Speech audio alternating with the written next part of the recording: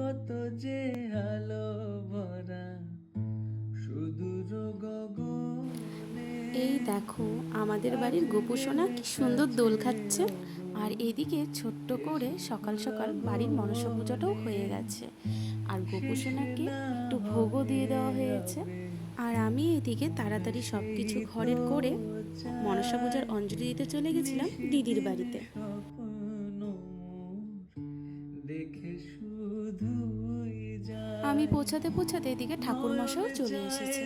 কিন্তু কি আর করা যাবে, আমার তো মাকে এখনো সাজানো কমপ্লিট করানো হয়নি, তাই ঠাকুরমশাইকে বলে আমি আমার মাকে সাজিয়ে দিলাম।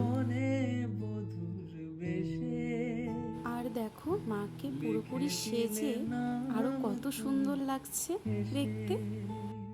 আর এই যে আরেক লেটুস মাইয়া এতক্ষণে এসে উপস্থিত হয়েছে। আমার দেরি হয়েছে ভাই, তুই তো তাড়াতাড়ি আসবি। ও না, আজ জানো না মন রে, কৃষি কাজ জানো না।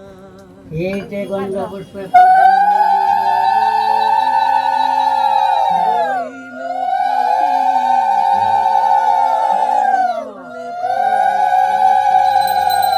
মানব জমি রইল পতিত, আবাদ করলে ফুল তো সোনা।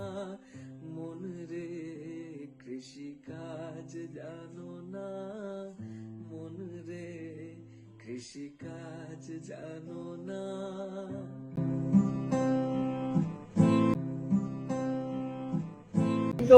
মনসা দেবিকা ওই নম।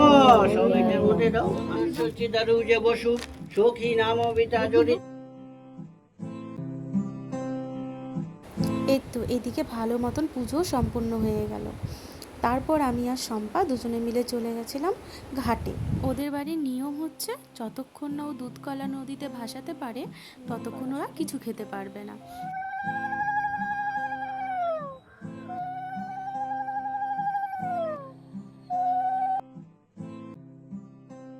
এই তো তারপর আমরা চলে এসে ড্রেস চেঞ্জ করে দুজনে মিলে সিন্নি প্রসাদ খেয়ে নিলাম। দেখছো মেয়েটাকে, সিন্নি প্রসাদ পায় কত খুশি। খা খা ঠিকসে খা। ও সরি, থুরি থুরি। এরপর কিন্তু মেয়েটা অনেক সবজিও কাটাকাটি করেছে। এই তো এদিকে সব এক এক করে সন্ধ্যার রান্না কমপ্লিটও হয়ে গেছে। রান্না হইলো কি হইলো না তা দেখার দরকার নাই। ও শাড়ি পুটুলি বাইন্দে এই অবস্থা, এইভাবেই ও দৌড় দিছে বাড়ি যাওয়ার জন্য। যা ভাগ।